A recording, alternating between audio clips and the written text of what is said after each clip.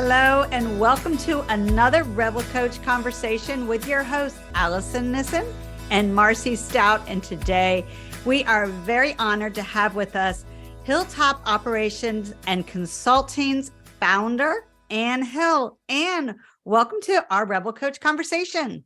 Hello. Thank you so much for having me. Can you give us a little bit about what you've been up to and what your business is about? Yeah, so I started my business about 4 years ago, and we really love to work with clients that are needing support in that operations space. So I like to call it the people, the processes, and the profit are kind of the 3 Ps that we focus on in businesses. And we just love coming in and being able to help businesses as they are growing and expanding and are looking for that business owner to get out of the weeds. Love it, because as entrepreneurs, Alice and I definitely know what that experience is like when you have the two of us. We kind of grew our business with this growth mindset. We're like, let's figure out how to build our website. Let's figure out how to do this. And then next, the business grows. And you're like, I don't actually like doing that stuff. So the sooner you can kind of know what your lane is and then start outsourcing, the better. And I feel like that's when you can kind of focus in your business. May I, just for more context for some of our listeners, when do you start with clients? Like what size are we talking about when they start working with you or when they should start working with you? Yeah, so they typically are clients that are growing. So they have a team in place. They may have hired their first, VA or their first team member on board. Usually about 3 to 10 team members, and they can be contractors. They can be full-time employees. They can be part-time employees. It's just people on the team that are helping support the business. And then your first step with them, I'm assuming it's like kind of a business function analysis to see what they need to do. But what does that look like when you're starting with a client? Yeah, so we love to dive in first and do this big business audit is really what I like to classify it as, is just really an audit. It's diving in and looking at different avenues of the business and really honing in more so on the operations space. But we do look at, at the overall customer journey and what's working on the marketing and the sales side, and really help map out for the business what everything actually looks like at their current stage. We also talk about what that vision is that the business owner is wanting to grow to, so that I can help get a good understanding of where the bus is moving towards. It's hard to get somewhere if we don't know where we're going. So I really like to get that part from the business as well. I could see that. That's great. So I feel like, Allison, when you were about to ask a question, I'm interrupting. Go ahead. Do you work specifically? I think on your website, I saw that you work specifically with female entrepreneurs. Is that correct? Or do you work with both or all types of businesses?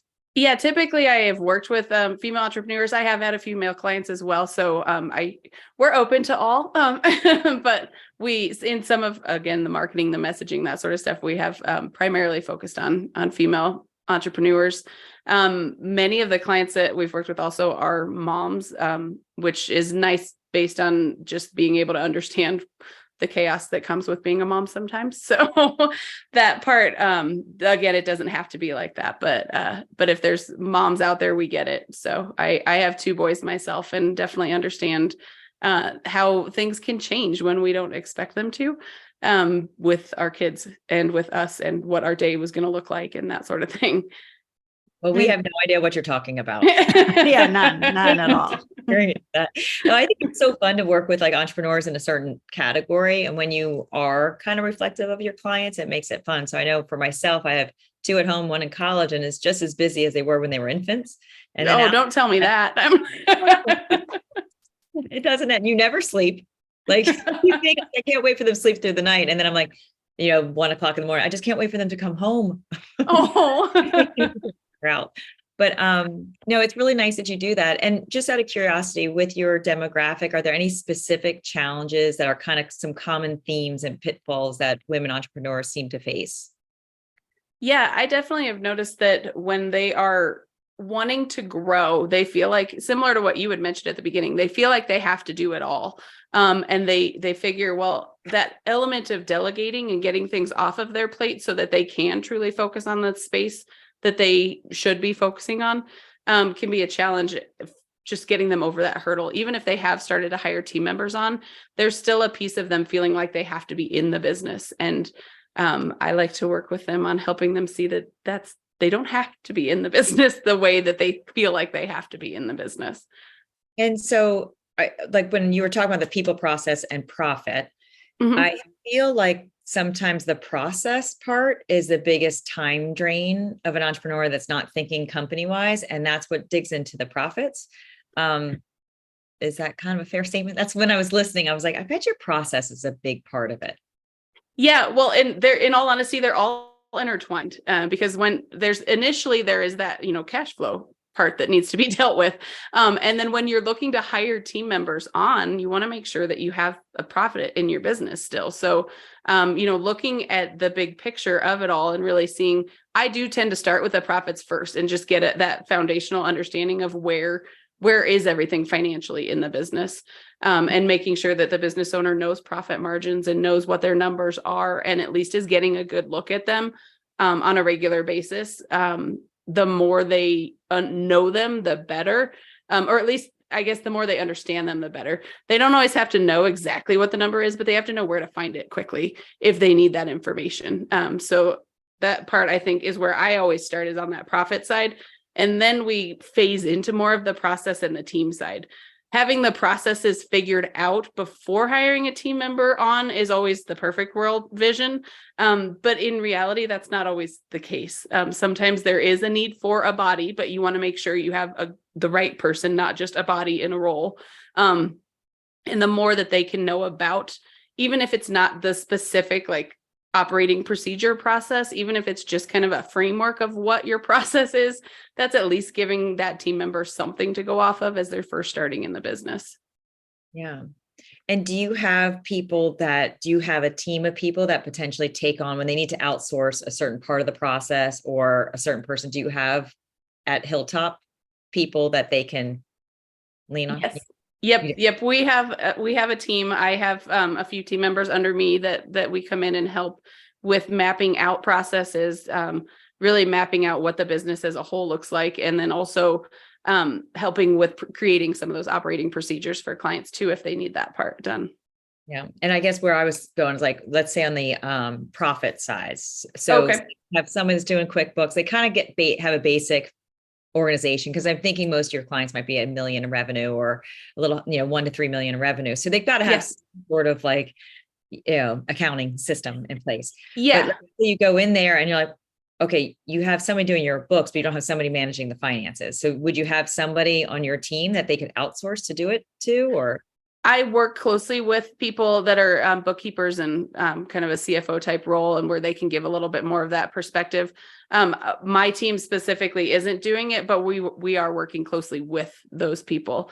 Definitely, as you had mentioned, where if they don't have a bookkeeper that they're getting numbers from, and that they don't have information that's coming to them, we have, preferred people that we work closely with on a regular basis with mutual clients. But we're always more than happy to work with somebody that's in place already and that has been in the business already. And are there any basic steps that somebody who is feeling a little bit in the weeds could do right now, besides give you a phone call, to actually get moving and to feel like they can, start to breathe again? Yeah. So one of the things I like to do with people when they're trying to just figure out, what do I get off my plate and how do I know what to delegate, is really even start with, it's a very basic time study of how am I spending my time? And in that time, go through and kind of rank things. What has to be on my plate and what could potentially, even if it's not right away, what could potentially be outsourced or a team member could take on. But starting with a good understanding of how you are actually spending your time is going to help you to be able to get things off of your plate. It also helps you to prioritize really who needs to be hired first when you look at those sort of things. The other piece of it can be even just starting to make little videos, whether it's using Zoom, whether it's using Loom, if you're doing things on a computer, if you're walking through a process that you've gotten so used to doing, record yourself doing it. Or make little notes of why you made the decision that you did. If you're going through and like qualifying a lead coming in, why did you choose this person versus that person? But make little notes of what made you think the way that you did with it. And it can help when somebody else is coming into that role for them to get a feel of what's going on. That's a great suggestion. I know I've heard that, one of the things people could do is rank by how much joy or fulfillment an activity gives you. Oh, and so yeah. if it's like a 1, 2, 3, if it's 3 is the best and 1 is the worst, and then you start to have a visual aid for what you like to do and what you don't like to do, and where you could start. Because I do know that people want to hang on to as much control as possible. Like that's a hard thing for people to give up. Yeah. And so when you rank it like, oh, this doesn't bring me any fulfillment, it's like, oh, okay, that's the place. If I give it to somebody else, then I can spend time where I'm supposed to so that the business can grow. Right. Right. It's very true. I think people do have a tough time with that. At least most of the women that I've worked with have had more challenges with delegating than the men have. Well, I'll just mention that part though. They don't seem to mind delegating out the work. Yeah, no, I feel like that's kind of true in the home too. So that's just kind of our lifestyle. Yeah, so that's fascinating. So I'm thinking about, going through this process. So say we do have a lot of our people that follow us that are entrepreneurs. They love a little DIY style. So just for a second of this portion of the interview. Yeah. So let's just say they made a list and they kind of quantified how they spend their time. And then they recognize, okay, maybe these things, like Allison said, the joy factor, or what I could outsource. Is there an element of some things that they do that they want to do? So for instance, say they're a coach and they're noticing that, 60% of their day is spent coaching. That's something I need to do. And But is there an element of like, could I do it better? Like, could I improve? Like, is there a part of the process to try and understand how the things that they are doing that they could do better? Is there a tool to kind of self-evaluate? I don't specifically have something like that I've gone through, but I do like the idea of it. So I may be creating a tool like that. So thanks for the idea of how they could do it better. I do think that one piece of it that everybody has to really look at, and everybody's going to have their own answer for it, is really what is your ultimate goal out of, your business? Is there a specific amount of time, or is there a specific amount of financial impact that you're wanting to have from your business? Or is it, because when you're talking about 60% of coaching, that truly has to be you doing it. At a period of time in a business, that doesn't necessarily have to be you doing it. There may be additional coaches that you bring in, or you may bring in guest coaches at different periods throughout a program or something like that. But there are ways where you can still provide the benefit and the value to the clients without specifically it being you as the coach that started the business doing all of the work. So when you are looking at, ranking it all, it's again, looking at what, if I wasn't the one doing it, does it help me reach the ultimate goal if I bring somebody else to help with this, or does it not help me reach the ultimate goal of why I'm doing what I'm doing to begin with? That's awesome. So in our coaching world, so one woman on our team, she's a time and efficiency coach. Oh, okay. An organizational specialist. So she does a similar exercise. It's not your business. It's similar, but it was like more of a, how am I organized so I can show up confident and prepared to coach, prepared to listen. So okay. What I need to make that happen is I kind of need notes to reflect on previous conversations. I also need to quickly show the boss, the company that's paying for her, a quick ROI tool. Like at any moment, I should have print report. It's not that pretty yet, but print report. So I can then meet with the CEO of, hey, these are the progress is what we talked about, like the confidential stuff. So she helped me in some ways of just having like a calendar appointment. So I have the one with a client, and then I have one that's the notes, and then it has the Google link on it, and little things like that. So then that's kind of my way of documenting. Okay. So my day. So I was just kind of thinking time management was a part of it. So, I think for a lot of that, it really depends on the business for looking at what's the best way, because I would even think where you were mentioning there of, having a spot where you're taking notes and you're keeping track of conversations that you're having with coaching. But even potentially, building in a buffer of, 15 minutes in between calls and that sort of thing can definitely play a role too. And just having the space for you to, finish whatever thought was in your mind and be able to kind of transition mentally and prepare for that next conversation and coaching call too. Awesome. I don't know what happened. Like 2020 was kind of the gift for working moms to have it socially acceptable to work from home and Zoom. Like everyone got comfortable with work. Yeah. Now we're all comfortable, but we actually forgot the fact that when we were in the office, you would walk down the hall in between meetings. Right. Or end a meeting at 2 and start one at 2 ever. Right. There's no, Right. like literally we would never, and somehow that's what we do. So I would try to have my meetings 45 minutes long to give everybody that time. But yeah. So I'd love to ask you a question. When you're doing your work and you're meeting with a client, it could be an existing client, a new client, like what's one of your favorite things to do and teach with them? Like, is there like one interaction or one piece of the puzzle of taking on somebody's operations or giving them an assessment that you really, really enjoy? I think in all honesty, there's two pieces of it that I really like. One is that big picture process mapping. So, when we first start working with a client and really figuring out what it is that they do and what their repeatable process is. And then I like to geek out on a little bit of the tech side too, and make things connect and make different platforms talk and just make things happen in a way that not everybody understands, but it makes sense in my mind. So, and do you try to use their technology or do you try and influence them to adopt like maybe a newer, easier technology? So most of the time I will start off in whatever they're using and then slowly, if needed, transition and phase them into better ways to do it. But most of the time, unless they just right off the bat are like, I don't like this platform, I don't like what it does, I need to figure out a way to do A, B, and C, then I'm usually saying right off the bat, well, have you considered looking at this platform instead of that one? Or can we look at a different picture with this? But most of the time I will start with theirs, especially if it is working, then there's no reason to change it. There's absolutely no reason for me to come in just because I'm overseeing the operations and mess with everything. If a platform is working well for the team and everybody already understands what's there. So, Anne, how long, you said you don't, so you're not coaching, but so how long do you work with a client? So I don't classify myself as a coach, but I do think that there are times when you do end up, as you're just working with people, and I guess it's more of a collaboration, but really helping to partner with them and make sure that their vision is becoming a reality. Sometimes there is a little bit of coaching that can go with that too.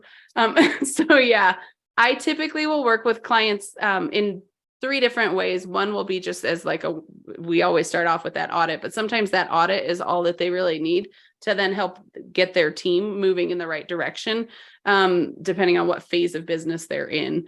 And then the second part would be more of a project basis of really helping them to put together their project management tool or put together their operating procedures and map that out for them and then help with them getting them actually completed and built out. So that can range anywhere from 2 months to 6-8 months, depending on how much we're putting together.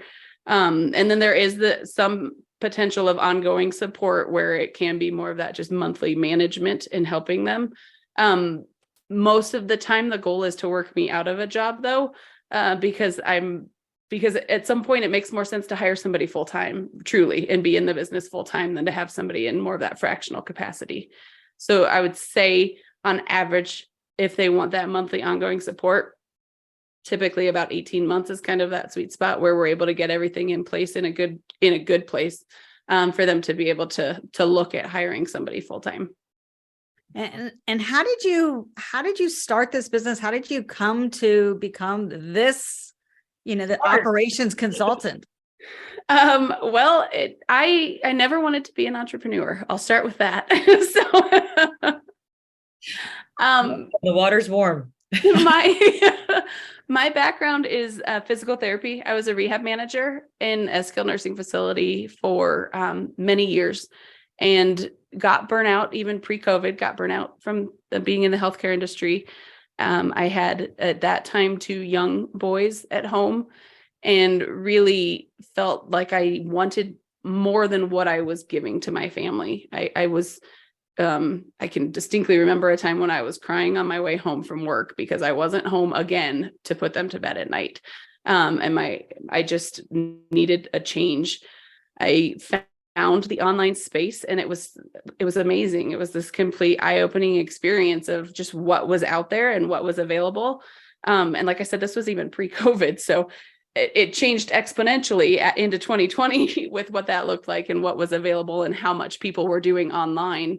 But I was able to take a lot of what I did as that rehab manager, working in a corporate structure, managing team, managing people, and really look at how that could correlate into businesses as a whole, especially in small businesses that don't necessarily have that complete overarching, really corporate structure to them, but they still need the corporate structure in some way, just not to that exponential level. Well, I can't even begin to imagine how much a training ground for operations and procedures that you learn from healthcare, because they're so good. Like most health facilities, like they know, like I was just, had an appointment, and every person that came in, like, I just want to confirm this is your name. This is your birthday. I want to confirm this procedure, Right. and you're good with your SOP. Like, not going to make any mistakes on me. Yeah. I'm impressed. So that really, it's interesting how you can translate. I do feel like with a lot of moms that follow your business and our business, sometimes they started their career in one lane, and it doesn't take a lot of imagination to figure out how to apply it to another lane, as long as you're open to the possibilities. And you're a great example of starting this with a background that doesn't even, your resume seems like it would be different, but it absolutely tees into this type of strength. Yeah. And believe me, it wasn't overnight to see the correlation and see how everything could come together. But it definitely, the more I've gotten into the online space as in this business management role and supporting businesses, the more I have seen how the structure that I really did and learned and enjoyed. I liked being a rehab manager. I just didn't like insurance, and I had gotten burnt out from the healthcare industry, but I really enjoyed what I did in that management level of work. So, I had joy from it, and I was able to carry that over. Just didn't at that time, didn't know what it would look like, just kind of took a risk and took a chance and plunged in. So, yeah.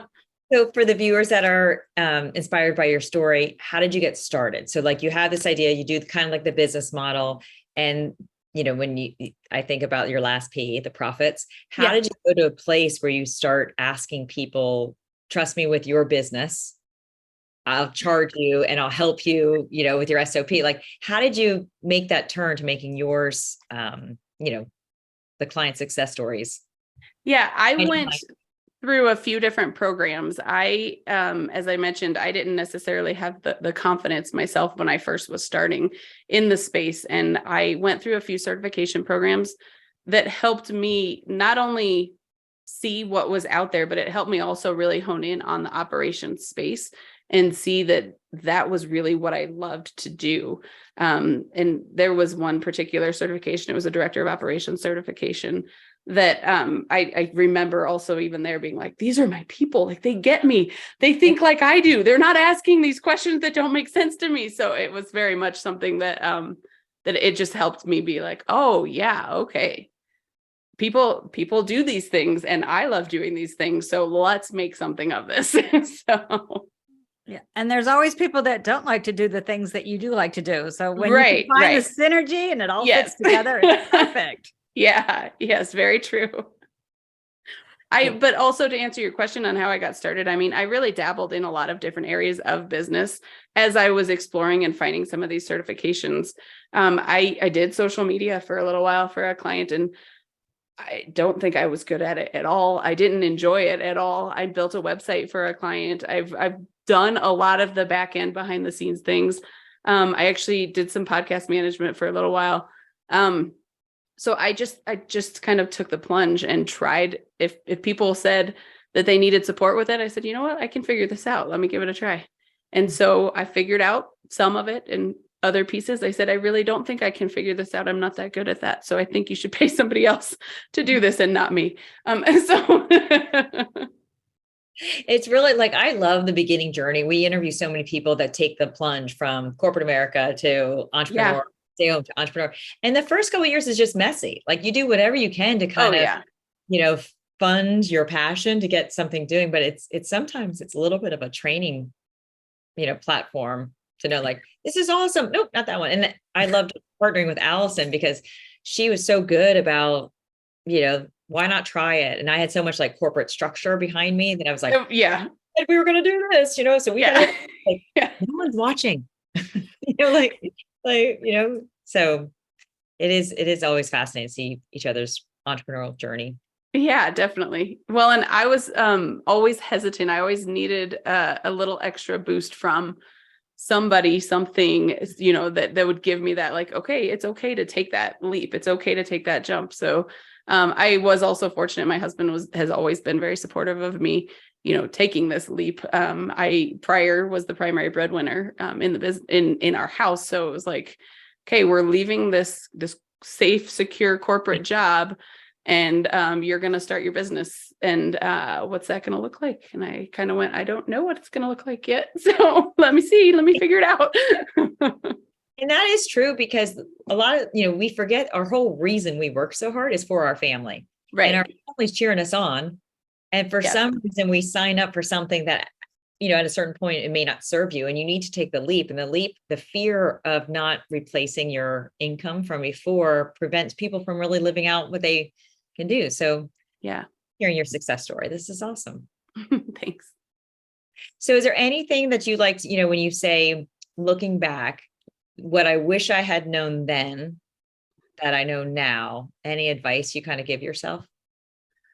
I wish that I would have really taken more chances than I did along the way. I think I have held back. I know distinctly a few different moments where I held back and I didn't eventually I made the decisions, but I waited way too long to make the decisions. I let my mind get way too involved in the decision making and didn't just take that initiative and go with it.